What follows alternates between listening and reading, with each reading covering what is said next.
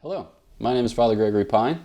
I'm a Dominican friar of the province of St. Joseph. This is Ponce of Aquinas, and in this episode we're going to talk about one of my favorite things, which is to say we're going to talk about heaven.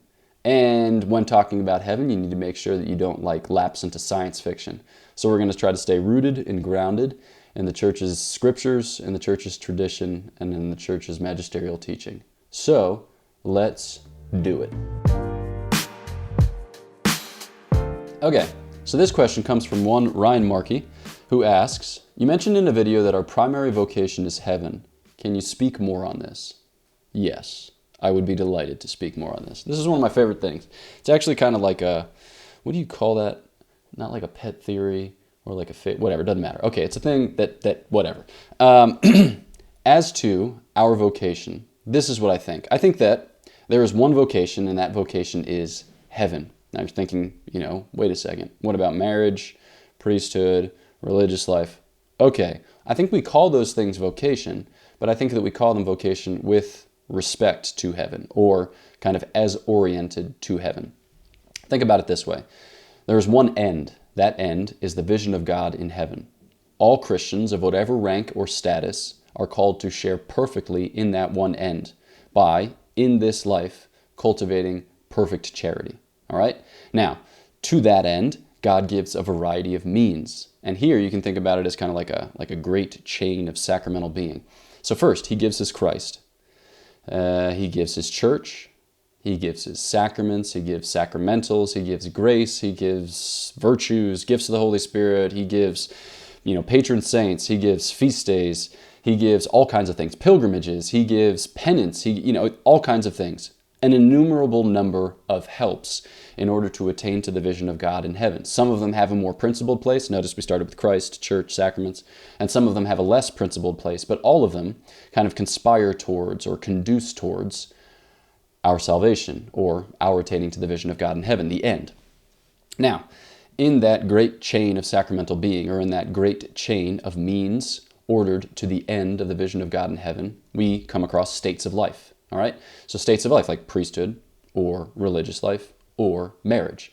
And we call these states of life vocations because they image in this world, all right, the one vocation which we await in the next world. How do they image it? Well, the vision of God which we await in heaven is faithful, right? It's exclusive. It's a vision of the soul whereby the soul beholds God without any intermediary, all right, so it's faithful. It is fruitful, okay? So it begets life abundant, which is to say the beatific joy that fills the soul actually spills into the body at the resurrection of the body and fills it as if filling a greater container, all right? And it's permanent, all right? So it's not something that can be lost. It's not something that can be diminished. It's not something that you even fear losing or having had diminished, all right?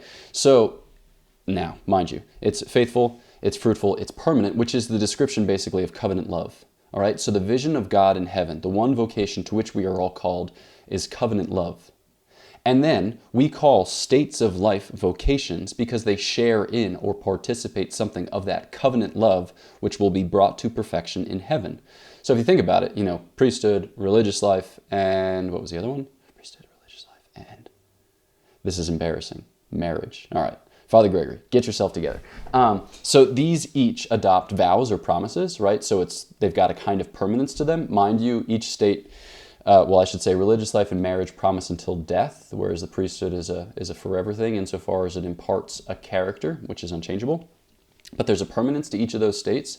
There's a fidelity to each of those states. There's a kind of exclusive promise that one makes to Christ in the case of priesthood and religious life, and then to Christ by way of one's spouse in the case of marriage. And it's fruitful, right? You see that most perfectly in the sacrament of marriage, whereby you beget kids, so you beget new saints, you fill out the ranks of the church. But also in religious life and in the priesthood, it's supposed to be a kind of spiritual begetting. So each of these states of life has something of this covenant love to it, and as a result of which, it orients us to the one vocation of God, the one vocation to the vision of God in heaven. And I think it's for this reason, for instance, that people will speak about religious life as an eschatological sign. So perhaps you've heard this description. The word eschatological just means end timesy, all right? So pertaining to the eschaton, but it's religious life is a sign of the end times, because in heaven you will neither be married nor given in marriage, which is to say that the kind of covenant love which we experience in this life will be somehow trivialized, because we will experience the fullness of the covenant love which we await in the vision of God in heaven.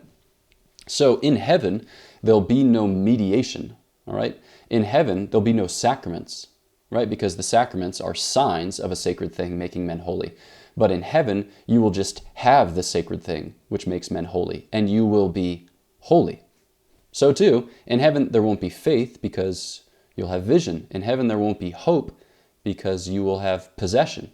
So the reason for which we refer to states of life with reference to the vocation, the one vocation that all have, to the vision of God in heaven, is basically to orient us in that direction. So we shouldn't make an idol of particular states of life, like I won't be happy or I won't be a real human being until such time as I get married or I become a priest or I enter religious life. No, right?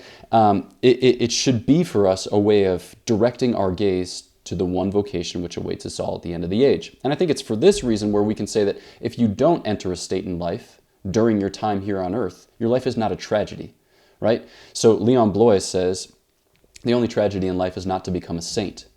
Perfect. This fits perfectly within my theory, because the end is the vision of God in heaven. All of these means are given towards that one end. We need to make good use of the means that God provides.